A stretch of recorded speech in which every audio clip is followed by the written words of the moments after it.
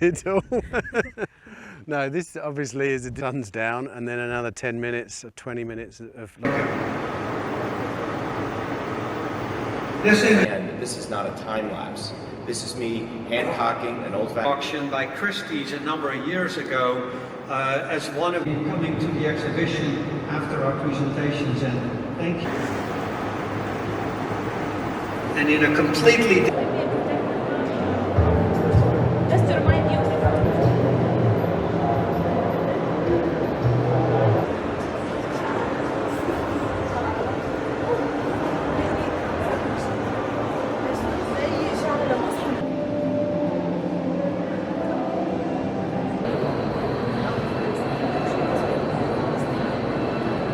With greater ice melt shattering their essential hunting and breeding grounds, many species become refugees in their own natural habitat.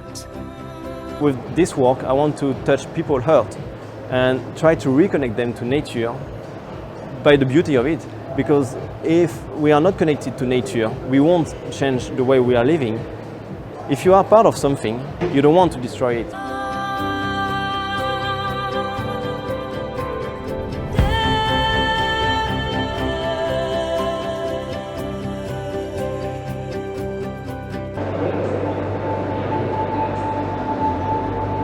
This picture is definitely the most iconic of my images, and it's because the polar bear is crossing the ice, making the bridge between two pieces of ice that are melting, and then you have these blue patterns under, which is the ice melting, and the bluer it is, the darker it is, and the darker it is, the more sunlight it absorbs, and the quicker it warms and it melts. The ice and the Arctic are really fragile in a way that it can be gone in just one moment like that, you know. It's melting so quickly. We need to change right now. There's no time to wait. There's no time to say that we have time or we can do it later. No, it has to be now. Emperor penguins are totally dependent on sea ice. That's where they gather to reproduce themselves. They never touch solid ground. And as the ice disappears, so will emperor penguins. They're just as important a symbol for the changing ice situation in Antarctica as polar bears are for the Arctic. But ultimately, climate change is not just about the lives of emperor penguins and polar bears, it is about us. It's going to affect everyone on the planet, no matter where you live.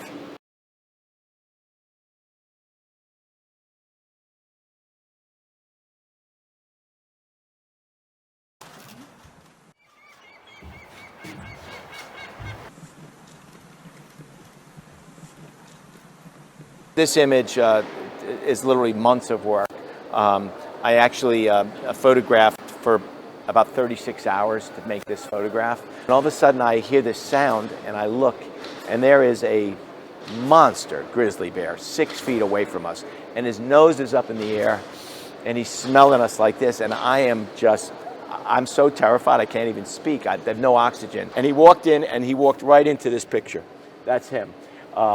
So it was terrifying at one moment and then incredibly exciting because I felt this incredible gift.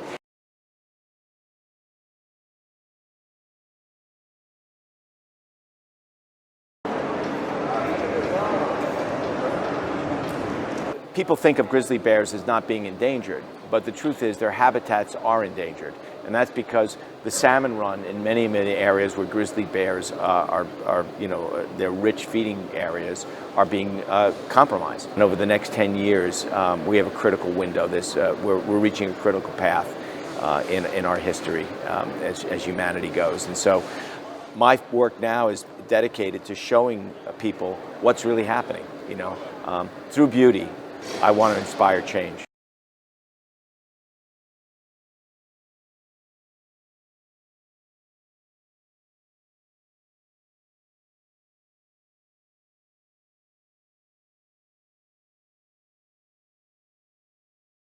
The main focus of my work is the human cost of the coal mining in Greece. I want to speak with people that they have been falling sick out of the coal mining and people that they have lost family members. I want people to get disturbed. I want the decision makers to be disturbed and think of how we should move forward with the coal mining.